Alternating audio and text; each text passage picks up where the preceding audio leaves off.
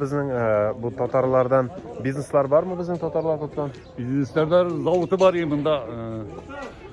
İhsan Tanatar deyip. Hazır onda PC'ye çıktı indi. Nende zavod? Zavut bu maşinalarga şey dinamo, Generator. Kriko, şey Renault maşinalarda. Ay. Aha, tagın nende tagın koysa yerlerde işler. Bazı hazır bunda altın satıcılar var ya işte şeyde Üzek'te. Ay. Tatarların yerleri, onukları var ya. Onuklar ay. Hazır babaylar rahmetli buldu da indi. Onukları varlar. Hala barın. Şolay ticaret bile uğraşarlar. Bizneslar var indi. Aha, begaybat. Mana bu bizning Vahid abimiz shu eski shaharlarning, eski shahar muzeyining